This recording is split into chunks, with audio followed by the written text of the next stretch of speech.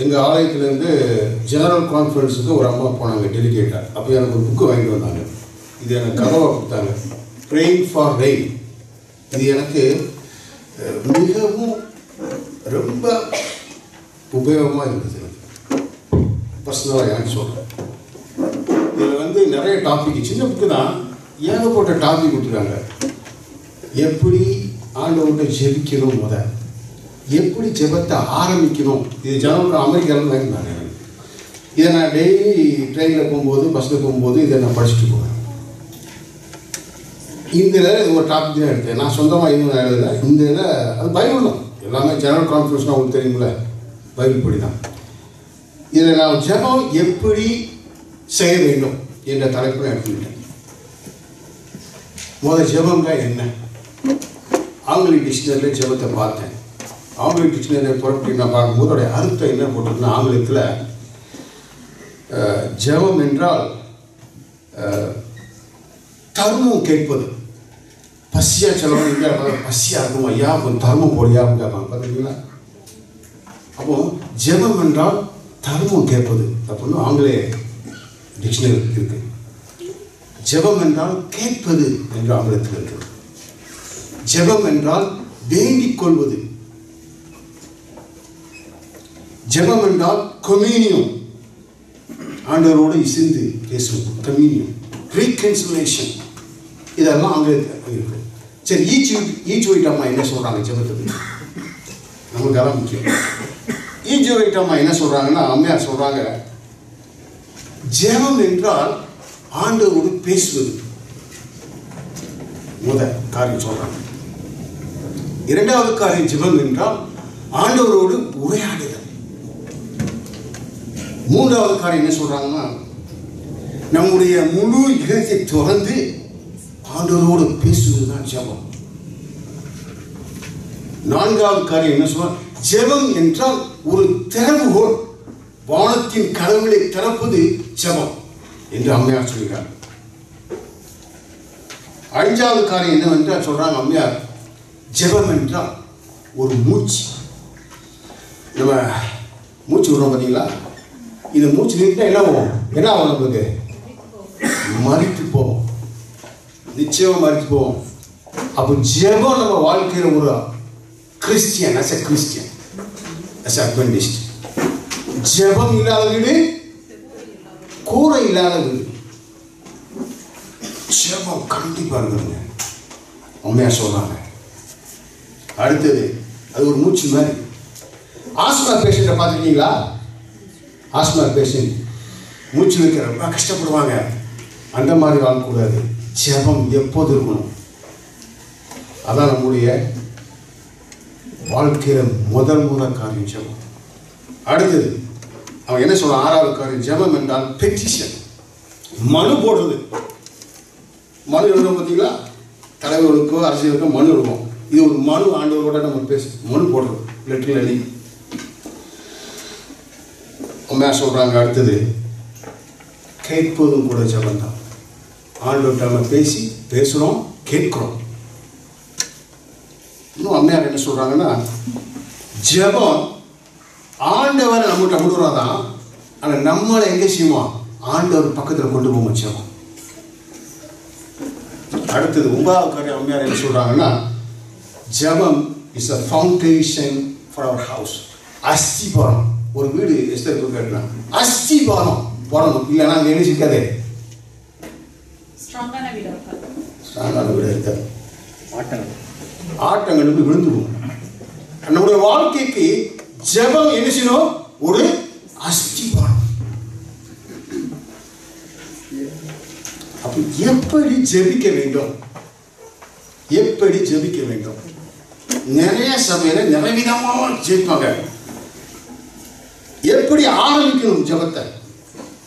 இப்போ ஜெபம் என்றால் என்னன்னு அம்மையார் சொன்னாங்க, டிக்ஷனரியில் சொல்றாங்க. எப்படி ஜெபத்தை ஆரம்பிப்பது? ஒரு கேள்வி. ஜெபம் ஆரம்பிக்கணும்னா முதலாவது பைபிளில் இருக்கு. நம்ம அதை பரமண்டலத்தில் கர்த்தருடைய ஜெபம், பரமண்டலத்தில் இருக்கிற பிதாவே உங்களுடைய நாமம் பரிசுத்தமாகணும்னு சொல்லி அதை எப்பவுமே ஜெபிக்க முடியாது. எப்போ டெய்லி அதை சொல்லிக்க முடியுமா? எப்போ பார்த்தாலும் அது பண்ணலாம். ஆனால் அதனுடைய அர்த்தம் என்ன தெரியுமா? நாளே நாள் காரியம் தான்.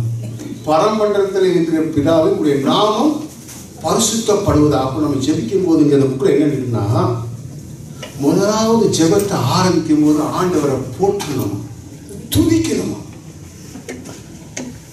ஏன்னா பரமண்டலத்தில் இருக்கிற பிதாவுடைய நாமம் பரிசுத்தப்படுவதாக. அதுக்கு தான் praise his name when you pray first. ஆரம்பிக்கும் போது அவரை துதிக்கணும், போற்றணும் ஜெபத்தில். சில நம்ம என்ன செய்வோம், எடுத்த உடனே ஒரு லிஸ்ட் கொடுப்போம். கொடுக்க மாட்டோமா? எடுத்த உடனே நான் அது கேட்டால் இது கேட்டால் இது கொடுத்த இது கொடுக்கல இது கொடுக்கல லிஸ்ட், ஒரு லிஸ்ட் பிடிச்சு கொடுப்போம். முதலாவது ஆரம்பிக்கிற ஜெபம் கர்த்தரை போற்றுங்க, துதிங்க. praise him, that is adoration.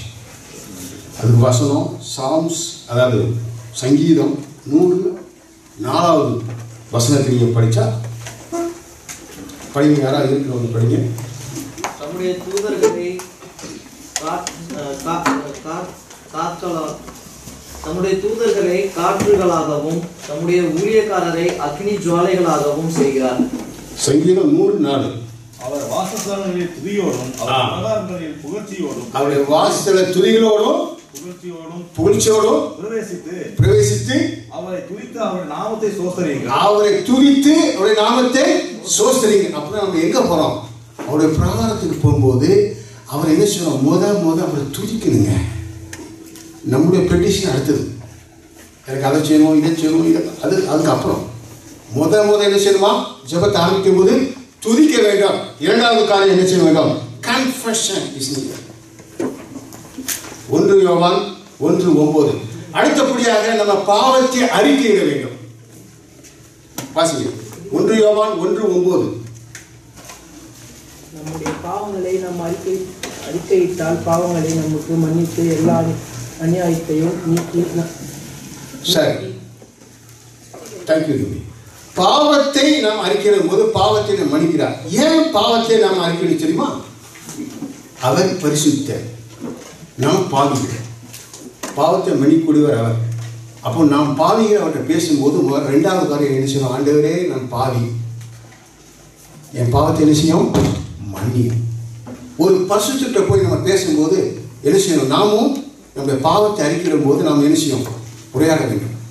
இரண்டாவது காரியத்தை என்ன செய்யணும்னா, ஆண்டவரே நான் பாவிதான். முதல் காரியம் என்ன செய்யணும்? அவரை போற்ற வேண்டும். இரண்டாவது ஜெபத்தை நம்ம ஆரம்பிக்கும் போது அவரே நம்முடைய பாவத்தை கழுவக்கூடியவர், நம்ம பாவத்தை சமர்ப்பிக்கணும். மூணாவது காரியம், நம்ம சீக்கிரமா போவோம், நிறைய காரியங்கள் இருக்கு. மத்தேயு 7:7. கேளுங்கள் அப்போது உங்களுக்கு கொடுக்கப்படும், தேடுங்கள் அப்போது கண்டடைவீர்கள், தட்டுங்கள் அப்போது உங்களுக்கு. சரி, அடுத்தபடியாக தான் கேட்கணும். நம்ம ஃபர்ஸ்ட் கேட்போம், இதைத்தாலும் அதைத்தாலும். மூன்றாவது போட்டுருங்க, பாவத்தை அறிக்கையிடுங்க. மூன்றாவது காரியம் கேளுங்க அப்போது கொடுக்கப்படும், தேடுங்க அப்போது கண்டடைவீர்கள். இப்படி கரெக்டாக அந்த தொக்க போடணும். ஏன்னா கரெக்டாக ஆண்டவர் தெரியும் உங்களுக்கு என்ன தேவை சொல்லி. சரி, நான்காவது காரியம் அடுத்து என்ன செய்யணுமா? பிலிப்பியர் 4:6. பிலிப்பியர் 4:6.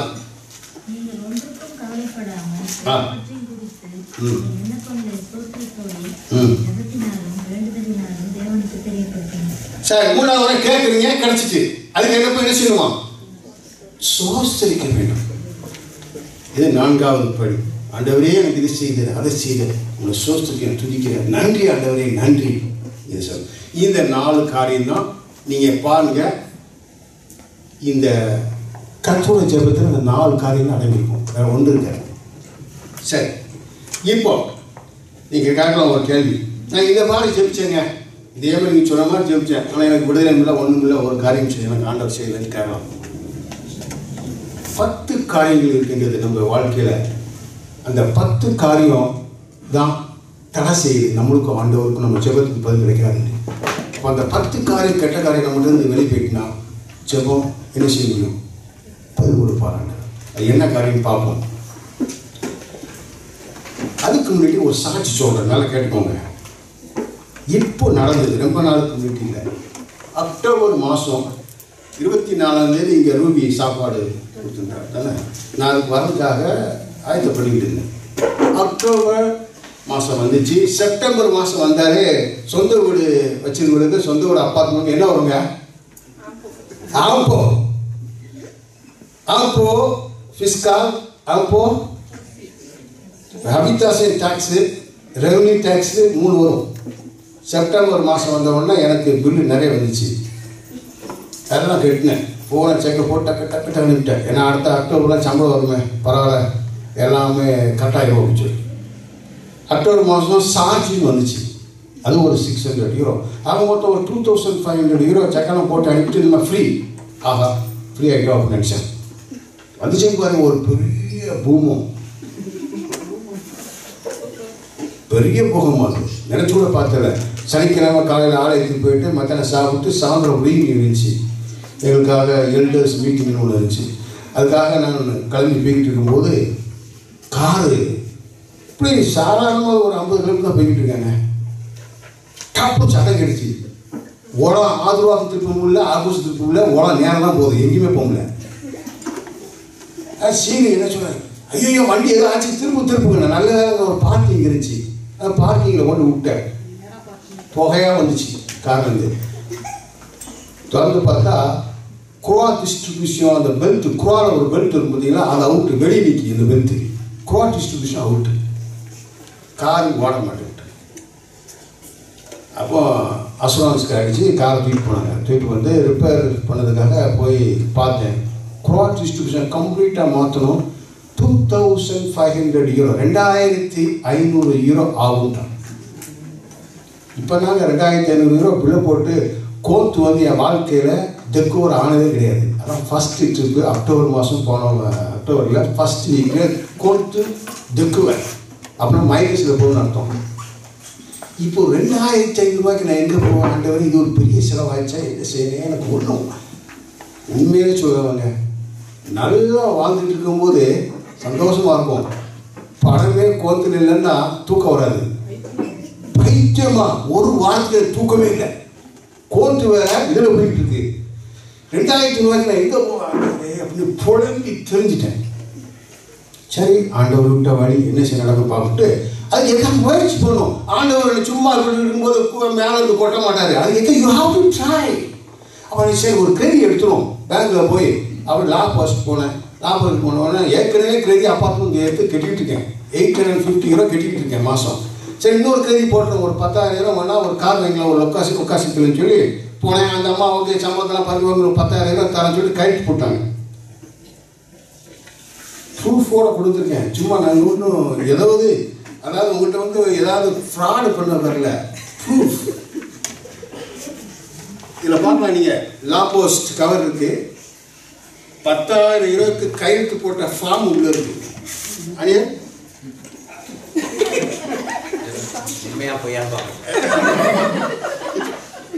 இதில் பாருங்க, 10,000 euro போட்டிருக்கா. 10,000 முடிச்சு இன்ட்ரெஸ்டோட இதில் கையெழுத்து, சீல் கையெழுத்து, கையெழுத்து இருக்கா. இது எதுக்கு சொல்ல வரோம்னா, ஆண்டவர் செய்த அற்புதத்தை பாருங்க. இது நான் விளையாட்டுக்கோ சிரிப்புக்கோ ஜோக் அடிக்கலைங்க. ஆண்டவர் எப்படிப்பட்டவர் சொல்லி ப்ரூஃப் பண்ணுறாரு பாருங்க. இதை நான் வாங்கிட்டேன். கருத்து போட்டு சீவிட்ட வந்து வீட்டில் வந்து கருத்து போட்டு வாமா இந்த அனுப்பு இன்னைக்கு இன்னும் ஒரு 3-4 நாளில் நம்மளுக்கு 10,000 euro நம்ம கோத்து கிடக்கணும். நம்ம ஒரு கார் வைக்கலாம். காரெல்லாம் போய் பார்க் பண்ணிட்டேன். இந்த பழைய காரை கொண்டு இதில் கொண்டு கண்டம் கேஸ் ஒரு கார் உத்தேசத்தில் வாங்கிக்கணும்னு சொல்லி ஒரு 10,000 euro போன ஒரு கார் பார்த்து வேண்டாம். சீவிட்டு வந்தால் கைட்டு போட்டு இதை உடனே போஸ்ட் பண்ணி அந்த அம்மா கவர் பிடிச்சி, இதை எனக்கு நீங்கள் போனோன்னா உங்கள்கிட்ட கைத்து வாங்கி எனக்கு ஒரு 1 hourல அனுப்புங்க, உங்களுக்கு உடனே சாங்ஷன். நான் கைத்து வாங்கிட்டு சீலிட்டு சொன்னேன். நான் போகிறேம்மா ஆப்போசிட்டு போய் அனுப்ப போகிறேன். சீலி பிடிச்சி விட்டேன். இருங்க, கொஞ்சம் யோசிக்கணும். ஏற்கனவே ஒரு கிரெடிட் வாங்கிட்டேன். 850 ரூபா மாதம் பேமெண்ட். இது வேறு ஒரு 300 மாதம் பே பண்ண எங்கே போகிறது? கொஞ்சம் அர்த்தம் பண்ணுங்க. வெயிட், இந்தியாவில் வந்து கூட கொஞ்சம் பணத்துக்கு வர வைப்போம் அப்படின்னு பல ஒரு குழப்பங்க. சரி, இது இப்படி இருக்கிற நேரத்தில் சூழ்ச்சி என்ன முடிவு எடுக்க முடியாமல் ஒரு கஷ்டப்பட்டு இருக்க சூழ்நிலை. கார் அவசியம் தேவை. பிள்ளைகளை பள்ளிக்கூடத்தை எடுக்க நமக்கு தெரியும். உங்களுக்கு வாழ்க்கைக்கு 2500 ரூபாய் யார்கிட்ட போய் கணக்குறது? சரி, என்ன ஆச்சு தெரியுமா? என்னுடைய பிள்ளைகளே சிரிப்புக்காக நம்ம சொல்லலை. விளையாட்டுக்காகவும் சொல்கிறத சீரியஸாக சொல்கிறேன்.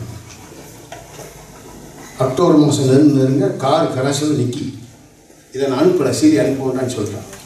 அக்டோபர் மாதம் சம்பளம் போடுறதுக்கு பில்டின் சாரி கொடுத்தாங்க. இந்த ஷாஃப் கூப்பிட்டாருங்க, பாண்டியன் ஒரு குட் நியூஸ் இருந்தார். என்ன குட் நியூஸ்? உங்களுக்கு இந்த வருஷத்துக்கும் போன வருஷத்துக்கும் ப்ரீ கொடுக்குறோம். 500 யூரோ ப்ரீ. அந்த சீரியை கூப்பிட்டு அவங்களுக்கு ஒரு 500 யூரோ. பிரியமானவர்களே, நல்லா யோசிங்க. எனக்கு இது தெரியாது, இப்படி நடக்குமான்னு எனக்கு ஒரு பெரிய கேள்விதான். இது நடந்தது அக்டோபர் மாதம். இதெல்லாம் கேட்டஸ்ட்ரோஃபை நான் உட்காந்துட்டு இருக்கேன். 1000 யூரோங்க ப்ரீ. என்ன தெரியுமா ஷாப் சொன்னார்? கீழ் மட்டத்துலேருந்து மேல் மட்டத்தை வர நாங்கள் ரூல்ஸவே லுவாவே மாற்றிருக்கோம். எல்லாத்துக்கும் பறைவா ஈக்குவலாக ப்ரிண்ட் கிடைக்குன்னு சொல்லி, அதனால் உங்களுக்கு இவ்வளோ காசு 1000 யூரோ. It's wonderful. பிரியமானவர்களே, நான் பல வழிகளை சிந்தித்து பார்த்தேன் எங்கேருந்து காசு வரும்னு சொல்லி. ஆண்டவர் துணைப்படி எனக்கு கொடுக்கப்பட்டதுங்க. நான் நினைச்சு கூட பார்த்ததில்லை. எத்தனையோ வருஷம் நினைச்சேன்.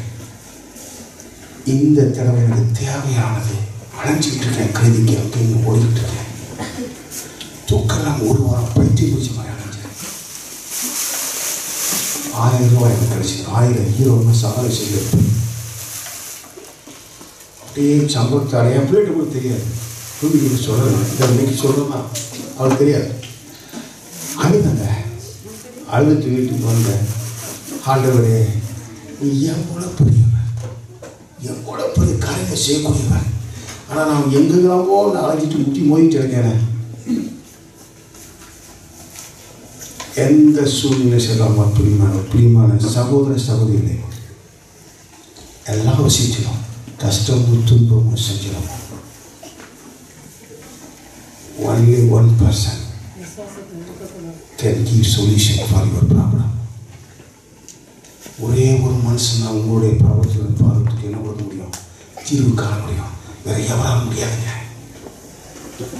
இன்னைக்கு நான் அந்த 10,000 ரூபாய் கொஞ்ச நேரத்தில் அனுப்பிடணும்னு வைங்களேன், இன்ட்ரெஸ்ட் எனக்கு லாபம். இன்னைக்கு இது அனுப்பியிருந்தா 10,000 ரூபாய் கிடைச்சிருந்தான். ஆனால் இன்ட்ரெஸ்ட் எனக்கு லாபங்க. அனுப்பாமல் இருந்ததுனால அது ஒரு பக்கம். கடன் அறுத்து ஒரு 3 வருஷத்துக்கு கட்டிக்கிட்டு இருக்கணும். இப்போ அந்த 1000 ரூபா வந்ததுனால எனக்கு எவ்வளோ ஒரு உதவியாக போச்சு பார்த்தீங்களா? அப்போ கர்த்தரால் ஆகாத குறை உண்டோ? இல்லை. Everything is possible.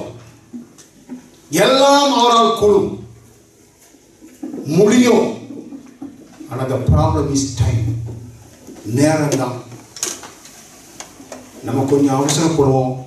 ஆண்டவர் அவசரப்பட மாட்டார். தெரியும் எந்த நேரத்தில் எப்போது கொடுக்கணும்னு சொல்லி தெரியும். ஏன் உங்கள் ப்ராப்ளம் அவருக்கு தெரியாது வச்சுருக்கீங்களா? என் ப்ராப்ளம் தெரிஞ்சிருக்கு, எல்லா ப்ராப்ளமும் அவருக்கு தெரியும். பட் ஒன்லி திங், நம்ம ரொம்ப ஸ்பீடாக போய்கிட்டு இருப்போம். அந்த டைம் அவருக்கு வரல. என் நாள் என் நேரம் வரலன்னு சொல்லி அவர் காத்திருப்பார்.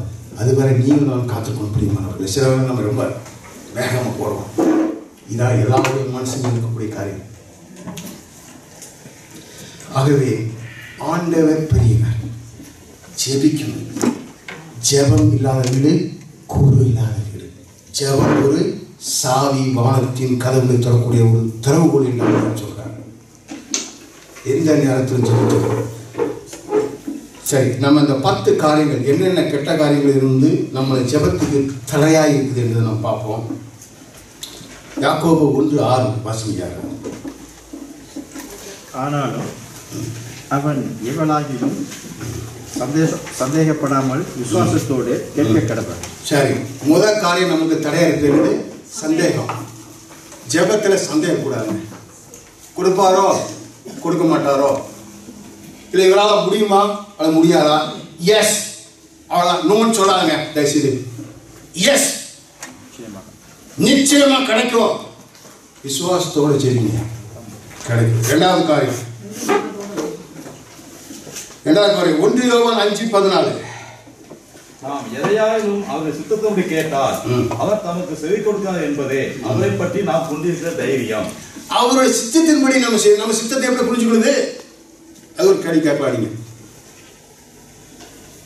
அவருடைய சித்தத்தின்படி ஜெபித்தா கிடைக்கப்படும் சொல்லுது. அப்ப அவருடைய சித்தத்தை நம்ம எப்படி புரிஞ்சுக்கொள்ளணும்? எப்படி முடியும்? அவருடைய சித்தமா இருக்குன்னு நமக்கு எப்படி தெரியும்? தெரியாது. அப்ப என்ன செய்யணும்னா, ஆண்டவரே உமக்கு சித்தம் இருந்தால், ஜெபிக்கும் போது ஒரு காரியத்தை வைக்கிறோம், உமக்கு சித்தம் இருந்தால் இதை எனக்கு செய்யும். ஒரு பெரிய போதகர் பிரசங்கிக்கார் இந்தியாவில் சொல்றாரு, எப்போ ஜெபிக்கணும் இன்னும் ஜெபிக்கணும், ஆண்டவரே உமக்கு சித்தம் இருந்தால் இதை செய்யும். உங்களுடைய பாடம் என்னுடைய பாடம் இல்லை, நீர் ஏற்றுக்கொள்ளணும்.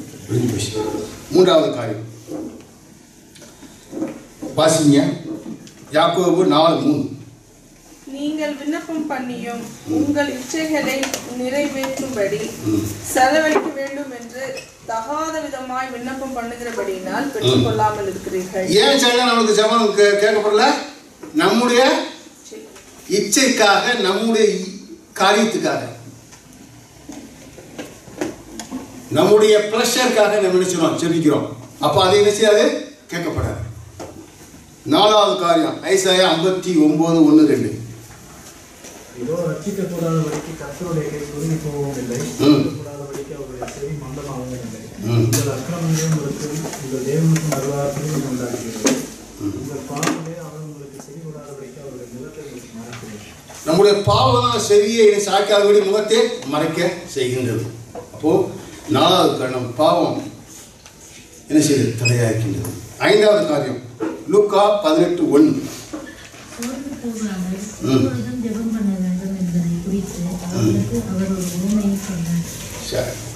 சில வகையில் ஒரு காரியத்துக்காக என்ன செய்வோம்? ஜெயிப்போம். ஒரு 6 மாதம் 1 வருஷம் கூட ஜெயிப்போம். அதுக்கப்புறம் என்ன செய்வோம் தெரியுமா? 1 வருஷம் ஆகி போயிச்சா, இந்த ஜபத்துக்கு பாதிலே கிடையாது, விட்டு தரு, இன்னொரு இதுக்கு ஜெபம் முடிஞ்சு போச்சு. கதை அதுக்கு நடக்குமா நடக்காதா? இயற்கையாக பேசுகிறேன், நான் ப்ராக்டிக்கலாக பேசுகிறேன். சில 2 வருஷம் கூட ஆகட்டுமே. 1991 நான் ஜெபிக்க ஆரம்பித்தேன் ஒரு காரியத்துக்கு, எனக்கு கிடைக்கவே இல்லை. அப்புறம் அடித்தேன், முடிஞ்சு போச்சு, இந்த சாப்டர் க்ளோஸ் பண்ணிங்க. எனக்கு இதுக்கு மேலே இந்த இதுக்காக நம்ம ஜெபிக்கக்கூடாதுன்னு சொல்லி 5 வருஷம் 10 வருஷம் முடிஞ்சு போச்சு. 1991 ஜெபிக்கு ஜெபப்பட்டு எப்படி மேலே பதில் கிடைச்சது? 2004 நம்பி கிடைச்சது. இந்த உட்காந்துருக்காங்க பார்த்தீங்களா பசங்க, எப்போ ஜெபிக்க ஆரம்பிச்சேன்? என்ன கல்யாணம் கட்டணும் அன்னிலிருந்து ஜெபிக்க ஆரம்பிச்சிட்டேன் ஒரு ஆம்பளை பெண்ணுக்காக. 1991 எது வரை கிடைக்கல? 2004 வரை கிடைக்கல. 2004 கிடைச்சது இந்த ரூபன் பெஞ்சமின், இந்த உட்காந்துருக்க ரூபன் ஃபர்ஸ்ட் பிள்ளை. அது பலவீனம் தான். அப்போ உங்களுடைய ஜெபம் சரி. ஆபிரகாமுக்கு ஆண்டவர் சொன்னாரு, உன்னை நான் ஆசீர்வதிக்கிறதே ஆசீர்விப்பேன் அப்படின்னு, கடலின் மலை போய் பார், வானத்து நட்சத்திரத்தை பார்த்து உங்களை ஆசீர்விப்பேன்னு ஒரு ப்ராமிஸ் சொல்றாரு. எந்த வயசுல சொன்னாங்க? 75 சொன்னாரு. அப்புறம் காத்துட்டே இருந்தாரு. 80 90 காத்துட்டாரு. ஐசர் பிறந்தானா? இல்ல. என்னட்டாரு, கொஞ்சம் ஒய்ஃபும் கொஞ்சம் பொறுமை இல்லை, ஆகாரம் எடுத்துக்கோங்க. அன்னைக்கு வந்த பிரச்சனை நாங்க இன்னைக்கும் பிரச்சனை. அதே பிரச்சனை சந்தேகத்தோட இந்த ஆபிரகாம் கொஞ்சம் காத்திருக்கல, இணைஞ்சிட்டாரு. ஆகாரம் கடை கட்டி இஸ்மாயில் வேலை பண்ணிட்டாரு. அப்போ ஈசாக்கு எந்த வயசுல பிறந்தாரு? ஆபிரகாமுக்கு 100 வயசுல. அப்ப 25 வருஷம் கழிச்சு promise has been fulfilled. Is it possible to wait for 24 years? Our God is like that. நம்முடைய ஆண்டவர் அப்படிப்பட்டவர் தாங்க. பொறுமையா இருக்கணும். சில நேரம் பொறுமை மட்டும் கிடையாது, 25 வருஷமா காத்துக்கணும். நான் நினைச்சேன் என் ட்ரைபே ஆண்டவர் கட் பண்ணிட்டாரு, முடிச்சு வச்சு ஆம்பளை பேரே கிடையாது நினைச்சேன். 1க்கு 2 கொடுத்துருப்பாரு. அது இந்த நாட்டுக்கு வந்து அப்படியே என்ன இந்த நாட்டுக்கு வந்து புட்டமிட்டு கஷ்டத்தின் மித்தம் என்ன ஃபார்ம் பண்ணிட்டு அதுக்கப்புறம் தான் எனக்கு இந்த பிள்ளைய கொடுத்துருக்காங்க. முன்ன உள்ள கோபத்துக்கு எனக்கு கொடுக்கல ஆண்டவர் இந்த பிள்ளை. ஏன் என்ன சரியானபடி ஃபார்ம் போட்டார் ஆண்டவர். தூக்கி ஆண்டவர் சும்மா உத்தரவிட்டாரு. He will form you, he will model you. சரி, அடுத்தது போகும். 6வது காரியம் லூக்கா 6:37. மற்றவர்களை குற்றவாளிகள் என்று தீர்க்காதீர்கள், அப்போது நீங்களும் குற்றவாளிகள் என்று தீர்க்கப்படாதிருப்பீர்கள். மற்றவர்கள் ஆக்கினைக்குள்ளாகும்படி தீர்க்காதீர்கள், அப்போது நீங்களும் ஆக்கினைக்குள்ளாக தீர்க்கப்படாதீர்கள். ஏன் நம்ம ஜெபம் செய்யலாம் தடையா இருக்கு? இது ஒரு காரியம். நம்ம அடுத்தவங்களை எப்பவுமே நீதி கூட்டில் ஏற்றுக்கணும். மனுஷனுடைய இயல்பு ஒரு கேரக்டர் என்னன்னா, அடுத்தவனை எப்பவுமே நீதிமன்ற கூடுதலை ஏற்றுக்கணும். வேற அவர் சீரா யார் தான் ஜட்ஜ் பண்ண முடியும்? கர்த்தர் ஒருவர் தான் ஜட்ஜ்மெண்ட் உள்ளவர். நீதிபதி அவர் தான். நீ நான் நீதிபதி கிடையாது, நம்ம எல்லாரும் பாவிக்கிறோம். சரி, அடுத்த காரியத்துக்கு போகும். 7வது காரியம் மார்க் 11:26. மார்க் 11:26.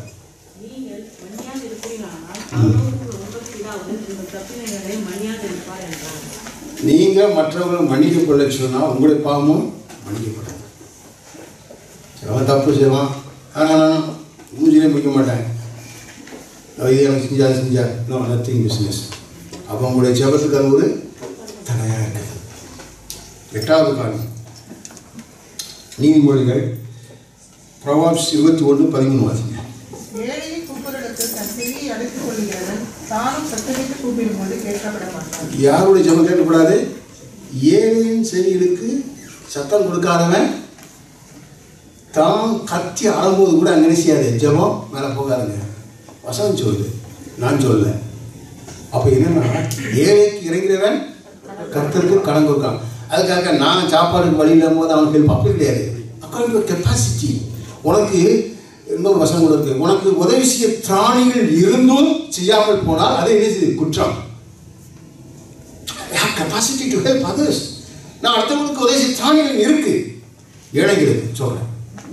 இன்னொரு கேள்வி வைக்கலாம், ஏழைனா எப்படிப்பட்ட ஏழைகள்? அது அடுத்த கேள்வி, அதுக்கு சாப்டர் வரல. ஏழைகளுக்கு நீங்கள் உதவி செய்யலைன்னா உங்களுடைய ஜெபம் தடையாக இருக்குன்னு அர்த்தம். 9வது காரியம் 1 பேதுரு 3:7. 1 பேதுரு 3:7. அந்தபடியே புருஷர்களே, மனைவியானவள் பலவீன பாண்டமாய் இருக்கிறபடியினால் உங்கள் ஜெபங்களுக்கு தடை வராதபடிக்கு நீங்கள் விவேகத்தோடு அவர்களுடனே வாழ்ந்து உங்களுடனே கூட அவர்களும் நித்திய ஜீவனாகிய கிருபையை சுதந்திரித்துக் கொள்ளும்படியினால் அவர்களுக்கு செய்ய வேண்டிய கணத்தை செய்யுங்க. யாருக்கு சொல்லுங்க இந்த வசனம்? புருஷர்களுக்கு தான் சொல்லுங்க. நினைக்கிறீங்களா? வசனம் இரு கருக்குள்ள பட்டயம். புருஷர்களுக்கும் அதான், மனைவிமார்களுக்கு அதான். அந்த 2 பேருக்கு அந்த தான். ஏன்னா நீங்கள் குழந்தைகள் பவுல எழுதாரு, புருஷர்களே மனைவிக்கு என்ன செய்யுங்க, ரெஸ்பெக்ட் கொடுங்க, மனைவிகள் நீங்களும் என்ன செய்யுங்க, புருஷனுக்கு கீழ்ப்படிந்து நடங்க. இது என்ன சொல்றதுன்னா, புருஷர்களே மனைவிகள் ஒரு பலவீனமான மண்பாண்டம். அப்ப அவர் என்ன செய்யணும்? நம்ம அவங்களை என்ன செய்யணும்? எப்படி ட்ரீட் பண்ணணும் அந்த அளவுக்கு ட்ரீட் பண்ணணும். அப்படி ட்ரீட் பண்ணலன்னா உங்களுடைய ஜெபத்துக்கு அது ஒரு தடை. நான் சொந்தமாக எதுவும் பேசுறேங்க, வசனம் தான் சொல்லுது. அதே மாதிரி மனைவிகளும் இந்த வசனம், மனைவிகளுக்கும் இந்த வசனம் தான். புருஷர்களை என்ன செய்யணும்? சேர்த்து எந்த மாற்றம் கிடையாது. சரி, 10வது காரியம் பார்ப்போம். யோவான் 15:7. நீங்கள் என்னிலும் என் வார்த்தைகள் உங்களிலும் நிலைத்திருந்தால் நீங்கள் கேட்டுக்கொள்கிறது எதுவோ அது உங்களுக்கு செய்யப்படும். நீங்கள் என்னிலும் என் வார்த்தை உங்களிலும், அப்புறம் என்ன அர்த்தம்? நீங்கள் என் வார்த்தை உங்களிலும் என்ன அர்த்தம்? அவருடைய வசனம் எங்க எழுதப்பட வேண்டும்? இதயத்தில் எழுதப்பட வேண்டும். அதன்படி நடந்து கர்த்தருடைய இயேசு கிறிஸ்து குணாதிசயங்கள் பெற்றவர் நிச்சயமா நீங்க கேட்கறது கிடைக்குங்க. இதான் பைபிள் சொல்லுது. சீல் ஆஃப் காட் சொல்றாங்க. என்ன அது சீல் ஆஃப் காட்? முத்திரை என்ன? ஒன்று இல்லை, சிம்பிள். இயேசுவின் குண அதிசயங்கள் உங்கள் மத்தியில் இருக்கா? That is called seal of God.